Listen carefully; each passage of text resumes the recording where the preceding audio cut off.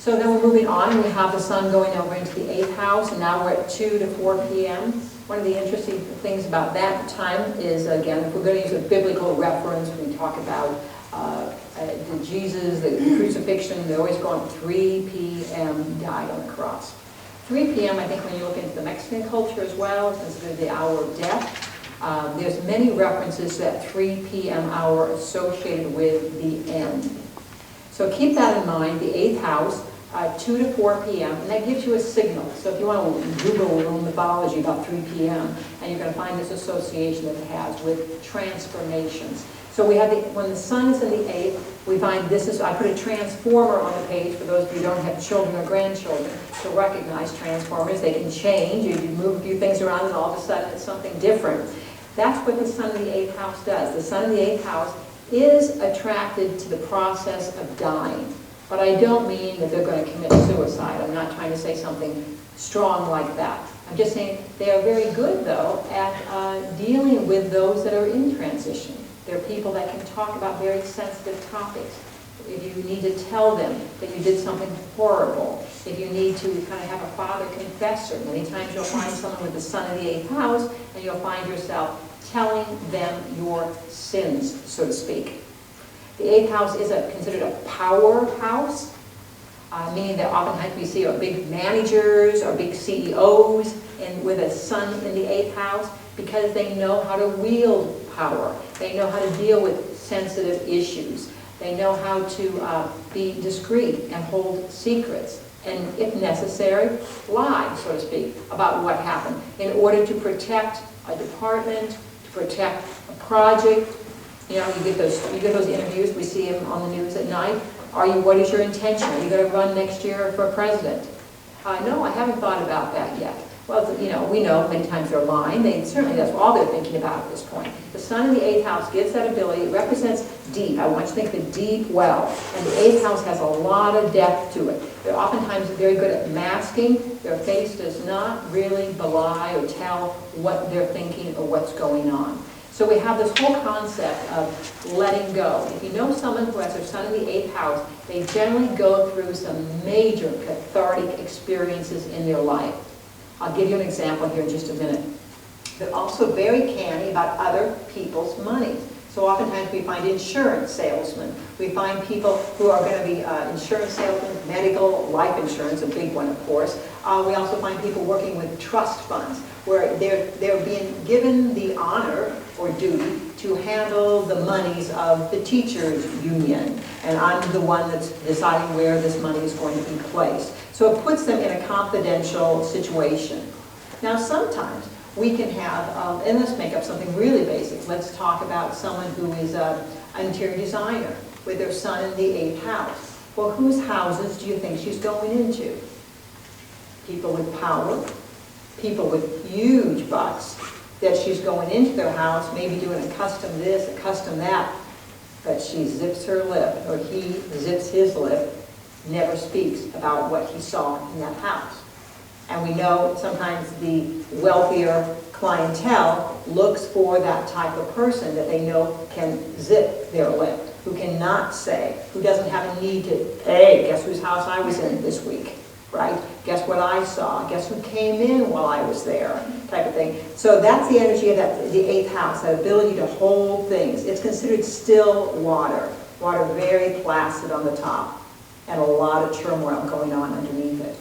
So the shared monies aspects. I have a son who's got his Venus, by the way, in the 8th house. And he has gotten, scholarship after scholarship, extra monies. People, are very generous with this child. But Venus in the 8th, that's another great placement, needless to say. People handing you money, wanting to loan you money, give you money, so to speak.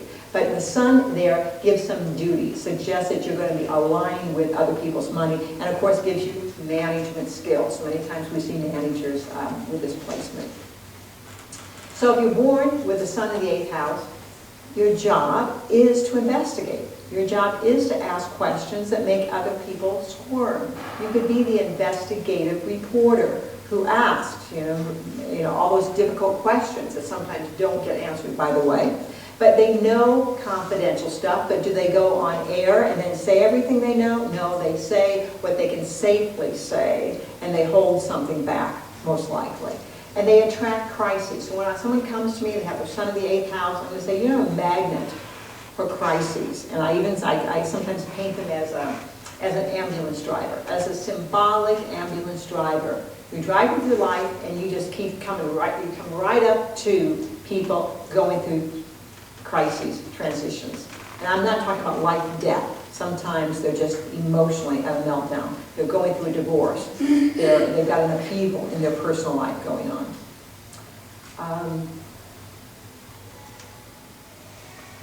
Does anyone here admit to having their sun in the 8th house? Okay, that's fine. You won't see they won't even admit. But okay, but the concept here is,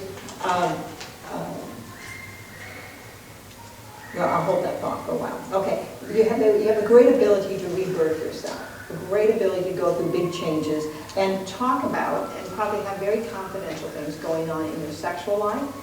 No sexual details, no details that other people might be a little astounded by, surprised by, that you know that. Again, you're not likely to say it or tell it to other people. Sun in the 8th house. So I say this because if you have a child with their sun in the 8th house, just don't give up hope.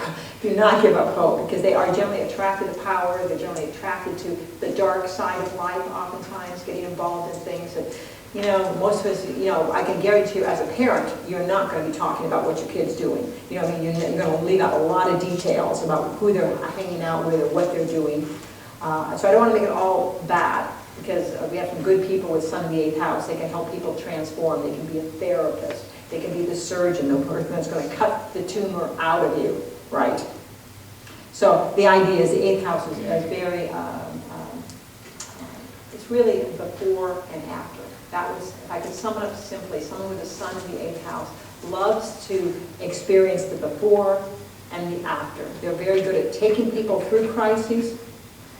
And I think the thought that I was going to say earlier was the idea that I said people with a sun in the 8th house, I asked them to closely look at all their major relationships they've had in their life and to identify the trend that when someone comes and connects with them, you know, like they go out in a group and someone immediately just likes them and wants to chat with them, I say that person most likely is going through a crisis.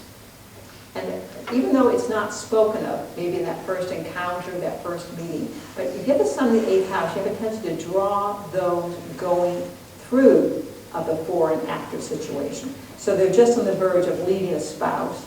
They're just on the verge of quitting college. They're just on the verge of, right, the big decisions they're making. And they're gravitating to you because, again, a little intangible. For those of you with 12th house suns will definitely get this. But there is an intangible going between us, and that we do come around people and we share energy.